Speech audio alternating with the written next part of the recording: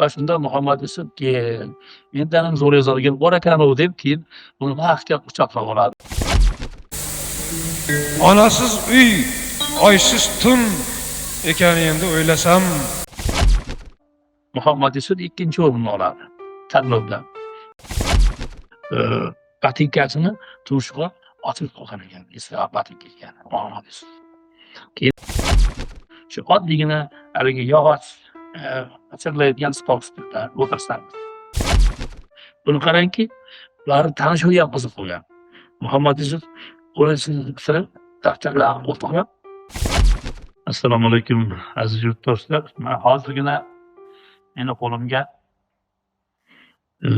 Muhammad Yusuf Zamondoshlari oxirasida deb nomlangan kitob keldi Toshkentdan, pochtadan. Mana shu nashrni to'plovchisi va mana shu muallifi Muhammad Yusufning rafiqasi Nazira Assalom shu xati bilan yuboribdilar Toshkentdan. Nega bu kitob meni omga kelganligi, bu kitobning mana 431-betida mening maqolam berilgan. Xalq shoirining jonboylik do'sti. Nega shunday deb atalishini men hozir sizlarga tushuntirib bermoqchiman. Rahmatlik Muhammad Yusuf juda bir qalbi keng, bag'ri keng, shubhonlar, halol va ko'nglidagi, qalbidagi, cho'ntagidagi borini do'stlardan ayamaydigan inson. Ana shunday do'stlar qatorida Jonboyda yana u kishining bir do'sti bo'lgan. Bo'riboy Norqulov degan. Bo'riboy aka bizning qishlog'imizda Jonboy tumanidagi Naymantepa mahallasi turgan qishloqdan. Shu qishloqda tug'ilib o'sgan kishi. Va taqir taqizosi bilan Jizzax viloyatiga, Jizzax viloyatining Do'stlik tumaniga borib o'sha yerda o'rnashib qoladi va Ishonch gazetasining Jizzax viloyati bo'yicha fotomuxbir bo'lib ishlagan, uzoq yillar ishlagan jurnalist. Endi bularning do'stligi qanday boshlangan? Taxminan 1967-yilda bo'lsa kerak. O'sha paytda sobiq ittifoqning Arktik degan pionerlar lageri bo'lardi. Bu Qrimda joylashgan Arktik Sochi tomonlaridan. Shu juda mashhur Arktik, biza hamma bilardi paytda. Tanlovlarda olib chiqqanlarni, konkurslarda olib chiqqan aloqa bo'lsa, borardi o'sha. Shu lagerga yoz paytida dam olish uchun Andijon viloyatidan Muhammad Yusuf va Samarqanddan Jonboy tumanidan Bo'riboy Norqulov birga borib qoladi. Ta'birlar asosida. O'sha 13 yoshli yigitlar o'sha yerda do'stlashadi. Ularni she'riyat birlashtiradi. Bir adabiy kecha bo'lib, lagerda shu ruhan atrofida bolalar she'r anglashadi. Shunda hamma o'zi yaxshi ko'rgan, o'zi yozgan she'rlarni o'qib bersin, meni o'sha davradagi olib boruvchilar. Shunda Muhammad Yusuf she'r o'qiydi va Bo'riboy Norqulov ham she'r o'qiydi.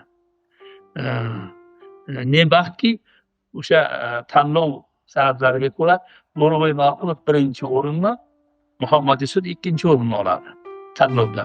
Va shunda Muhammad Yusuf keyin mendan ham zo'r yozadigan bor ekan-ku deb keyin uni mahkam quchoqlab oladi Bo'riboy akani. Do'stlashadi ikkalasi. Suratlarga tushadilar. Shu suratlarni hozir saqlanib qolgan. Bo'riboy akani shaxsiy arxivida bor. Muhammad Yusufda ham arxivida bor bu surat. Keyin oradan yillar o'tadi.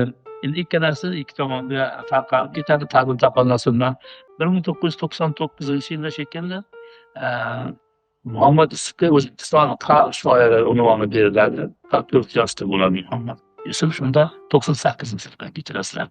98-yilda. Va Daraxtchi gazetasi suhbat uyushtiradi shoir bilan. Shunda Daraxtchining muxbiri unga savol beradi. Muhammad aka, siz yoshligingizda she'r yozgan ekansiz. Bu qanday bo'lgan? Shuni aytib bering.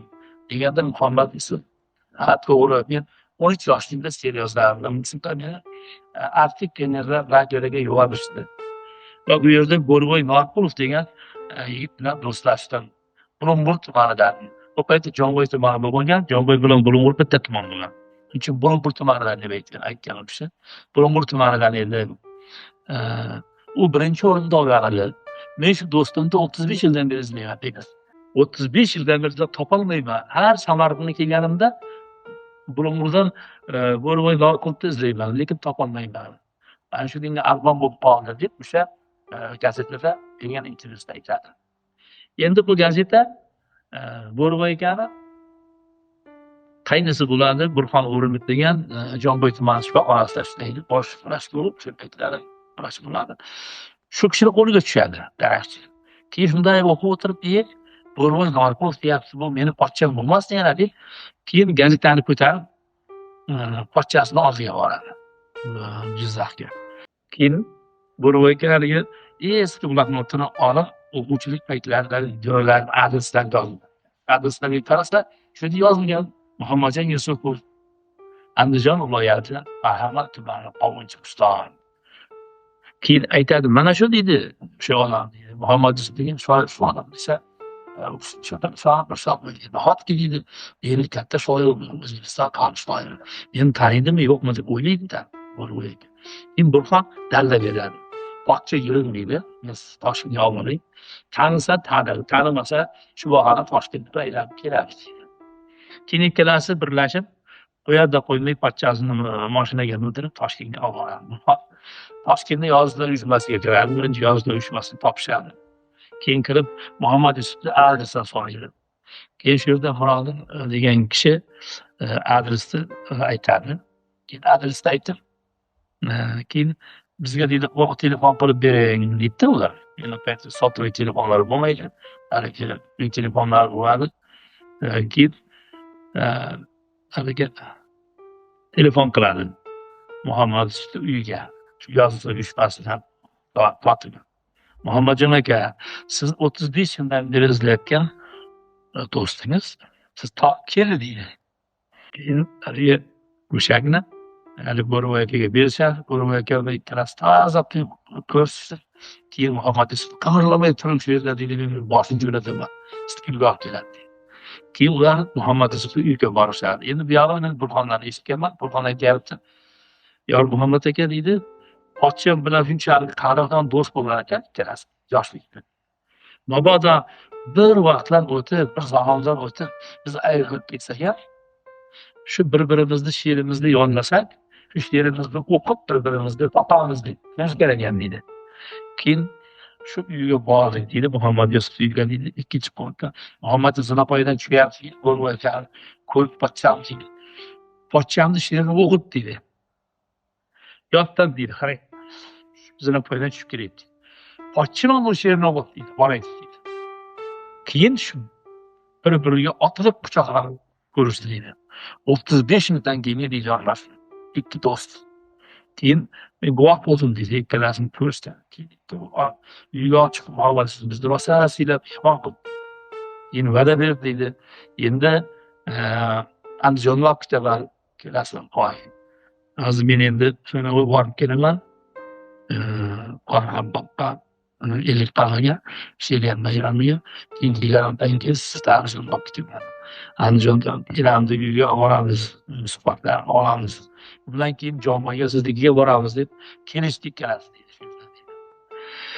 Lekin afsuski deydi, Ellikqal'ada o'sha vafot etdi deydi. Shu niyatlarga yeta olmadi deydi. Men shu voqeani o'shandan eshitib, keyin shu gazetani topdim, Ishonch gazetasini. Haqiqatan ham Ishonch gazetasi do'stliklar. Keyin Bo'rivoy akani arxividan topdik suratlarni, ikkalasini birga tushgan suratlarni yozdik. Keyin shuni qo'yib, men Daraxtchi gazetasiga maqola berdim. U maqola chiqdi, Xalqso'yim do'sti degan maqola. Undan keyin boshqa nashrlarda chiqdi bu maqola va nihoyat o'sha kitobga ham kiritildi. Xalqso'yim do'sti degan maqolani qisqacha haligi tarixi shu bilan iborat. Endi hozirda ming afsuski, Bo'rivoy Norqulovdan o'tib ketdi olamdan. U kishini do'stida. Lekin do'stiga bir umr yuragida sadoqat saqlab o'tganligini menga qoyil qoldiradi Bo'rivoy akani. Nega? Chunki Bo'rivoy aka bilan ko'p gaplashgan, qishloqqa ko'p kelardi o'sha badan Jizzaxdan. Lekin biron marta, biron joyda Muhammad Yusuf mening do'stim deb aytmagan. Shunday katta shoir haqida hamma to'lib toshib gapirganda ham indamay o'tirgan. Endi do'stim shu, birga bo'lamiz degan gap og'zidan chiqmaguncha ham Muhammad Yusuf kamtar edi. Ikkalasini ham joylari jannatda bo'lsin. Keyin bu rivoyatga o'sha Muhammad Yusufni xotirasi hurmatiga shu Jizzaxdan viloyati Do'stlik tumanidagi maktabga do'stlik nomini qo'ydirdi. O'sha yerda bog' tashkil qildi Muhammad Yusuf. Mana shu ham uni do'stlikka bo'lgan mehridan, muhabbatidan darak. Bu do'stlikka havas qilsa aslida. Burxon shu maqola chiqqandan keyin shov-shuv bo'ldi hamma joyda. Uyga keldi bizga. Yorug' Muhammad aka, sizga men bir oilaviy minnatdorchilik bildirmoqchiman. Nima minnatdorchilik? Muhammad Yusufga ziyoratga borib kelaman dedi. Keyin juda yaxshi qilasan dedim. Keyin mashinaga o'tirib, kishini o'g'irlab ketdi.